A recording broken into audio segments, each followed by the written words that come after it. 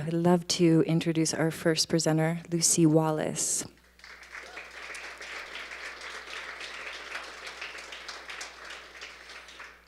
Lucy graduated from Naropa's Transpersonal Psychology Department in 2009. In 2010, she bought a local dance studio, Alchemy of Movement, where her project Dance to Be Free was birthed in 2015. Her talk today is called Ironic Freedom, and we will begin viewing a short video about her work. Welcome, Lucy.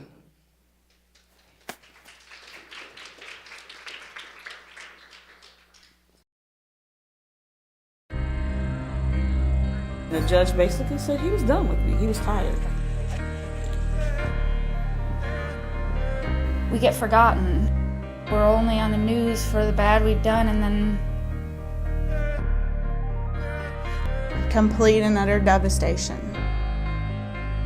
Because you're in prison, like this is the lowest you can get. You tell me that you need me, then you go and cut me down.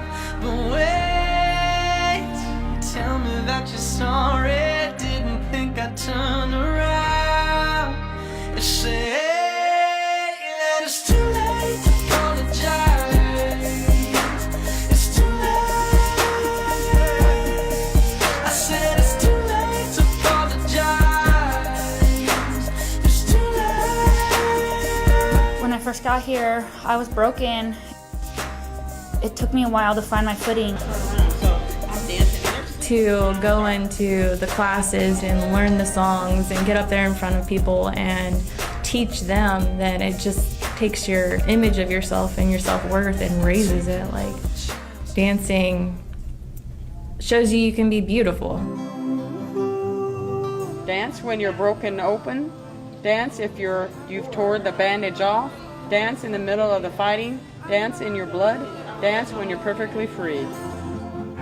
Sometimes I lay under the moon. I thank God I'm breathing.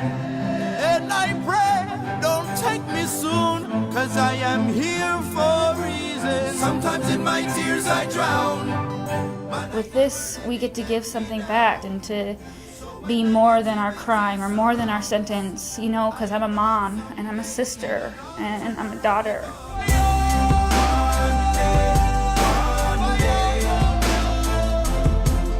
When we do this, put our hands on our heart, it's just like, I need to give this to somebody. All my life I've been waiting for, I've been praying for the people to say that we don't want to fight no more. There'll be no more wars, and our children will play.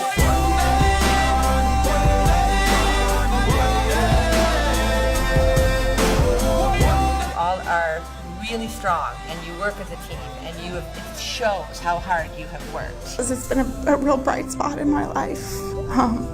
I found something in here that I can take.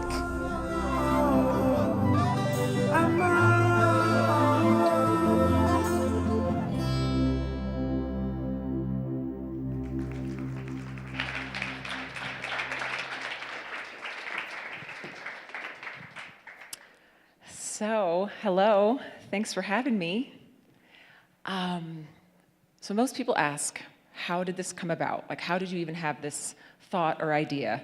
And it was just during a really simple conversation at my studio that Elizabeth mentioned, Alchemy of Movement. I was just sitting there struggling, running a dance studio, unable to pay the bills, felt like I was volunteering.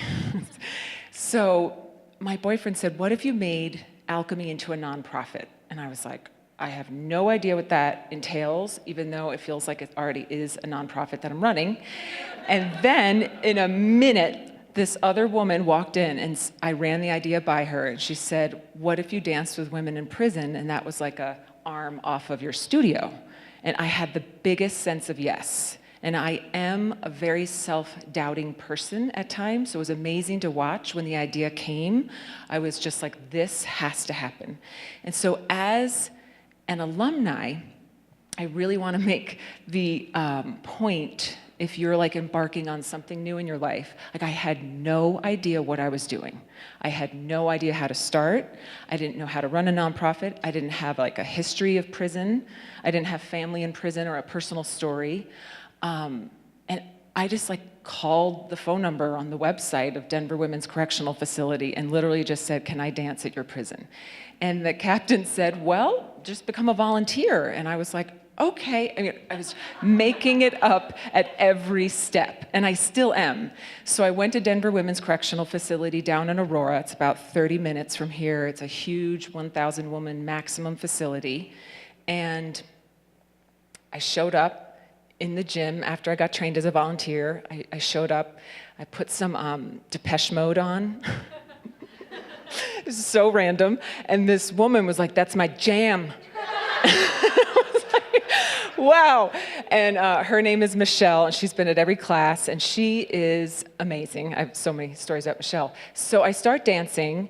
This was 3 years ago, and as I started to move, there were about 8 women behind me in this gym.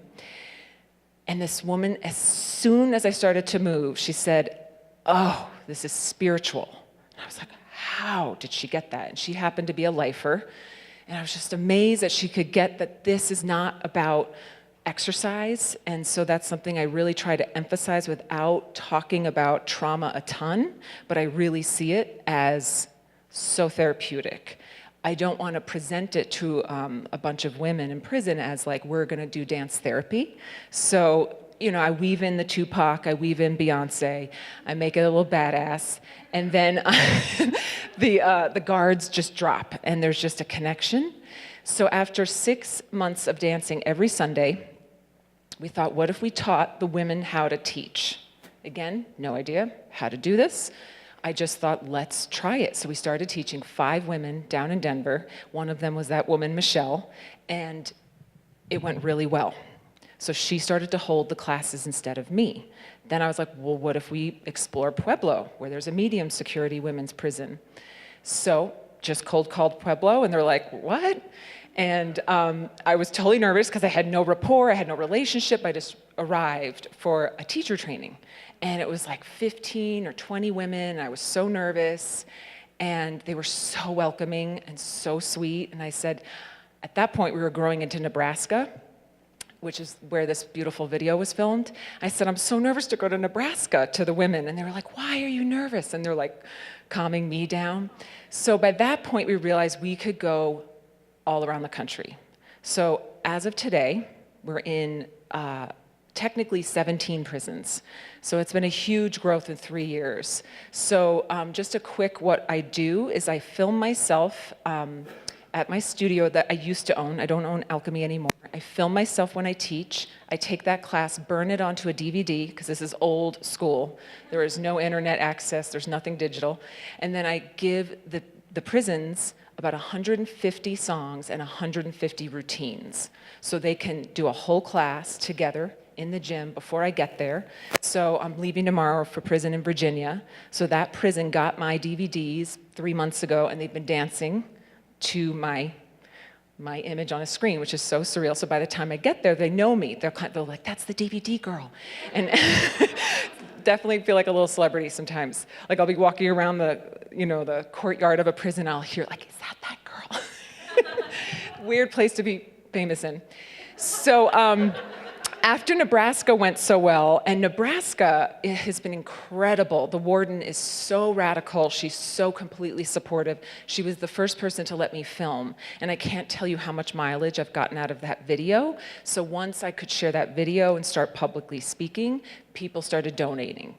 And so that, being allowed to film is huge. And so all these stereotypes I had, like wardens are gonna be super hard and difficult. I have met wonderful wardens and very caring, and a lot of them are women. So we are now in Mississippi, Hawaii, Nebraska, Washington State, Arkansas, Florida, Virginia, Tennessee. It's really fascinating to go into the South. It's another culture, and it's so needed. So Denver is urban. It's near Denver, so people can volunteer. And so they They have so many programs, I can't even tell you. They have like sign language and Bible studies and AA that I was like trying to squeeze Dance to Be Free into their schedule.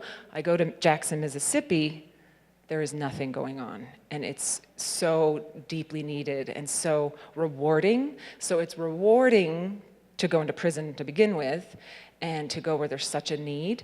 But to go into the South is like, oh my God. These prisons are so isolated. Or even Nebraska is in the middle of a cornfield. There's not a lot of people driving there. And then just the experience of the women I'm meeting has been so, it's so hard to describe. But the blonde woman in that video is in there for 70 years.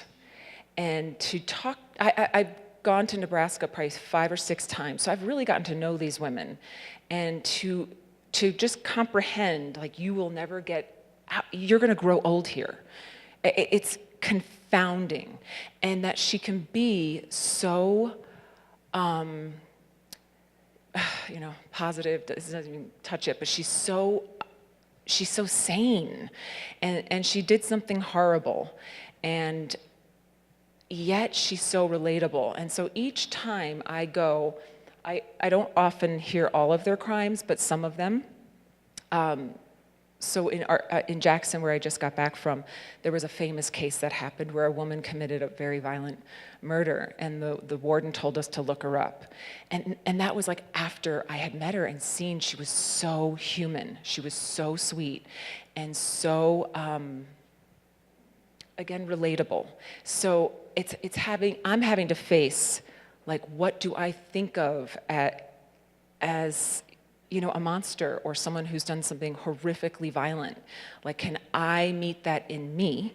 So Naropa definitely served me in being able to be in a space of just hopelessness, right? I mean, how does Sarah sit with a 70-year sentence? Or the hopelessness of just the environment is so depressing. Then there's some beautiful stories. Most of them are getting out. Most are not in there for a violent crime. The black woman in the video that was leading, she is now out, and my dream is to have her teach the trainings. So I want her to do my job. And so that's the big dream, is to have these women going into these prisons around the country, because it's a little hard for me to do every single state. I mean, it is a bit of a dream. I'm like, maybe 17's enough, but we want to go back, we want to revisit them, we want to keep this alive in each prison that we go to. So someone like Demetrius, she's just an incredible gift, and she's teaching in Lincoln, Nebraska. And we have a bunch of women in Pueblo that have gotten out that are going to start subbing at my dance class in Boulder. So it's such a beautiful, deeply existential, at times hilarious and surreal experience that I never saw on the horizon. And I hate to quote Joseph Campbell, because it's been on every bumper sticker you could, but following your bliss.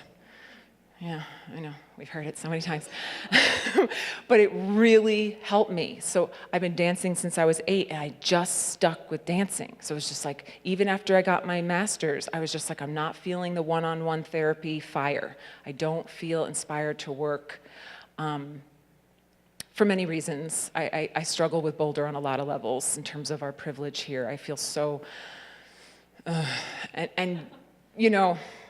my life, the more I do this work, I realize how truly easy my life has been. Like, these stories I'm hearing, I'm like, I would be in prison if I had your story, So I want to give back because of the easy life I've had. And then, I know we're being filmed, but my family has just enough crazy, just enough that I'm not afraid of crazy. You know what I mean? So it was like, just a little, like, I never felt physically scared. There was no sexual abuse, but there was some crazy energy. And so when I go into prison and I pick up on a little crazy energy, I'm like, okay, I can hang. I can hang with this. And another really big piece that helps me when I'm in there is humor. If I can play with these women, it is so much easier. And then I just see like a room of little girls experiencing a childhood they most likely never had. And that's really what I'm seeing. They did not have a childhood. And just the abuse and the addiction stories. So I did want to open it up to anyone who had questions, because I know this is a very, very specific direction that I went in. So does anyone have questions? Oh, sorry, we're going to just, Elizabeth's going to give you a mic. Check. Hi. How did you choose the demographic to work with? Like, how did you choose adult women versus adult men, or adolescent women and adolescent men? Like, how did you choose adult women? I don't know how safe I would feel with men, honestly. We do some hips and we do some provocative movements sometimes. Like, I don't know if I would feel totally safe with men. It comes up all the time, though, that people ask why not men, and I actually think it would be extremely beautiful. Maybe down the road, but women was just the initial hit. And I didn't have kids for a reason. Like, I'm not really into so I was like, adolescence. My dream is that the women I'm teaching are going to work with the youth. And some of them have already said that, because so many women in prison have children. It's incredible. They have like 5, 7, 9 children, and they're very motivated to help the youth. So I just say, let someone else. That's not my gift. Not my gift. Thank you. Do we have any other questions?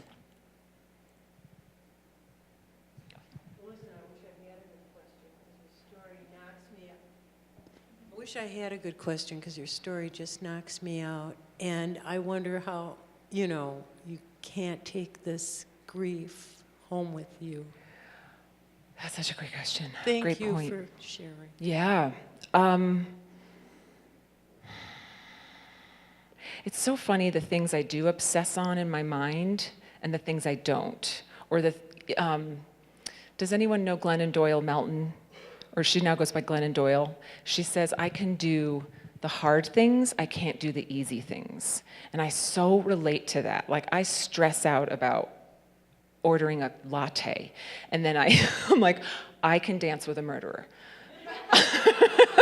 And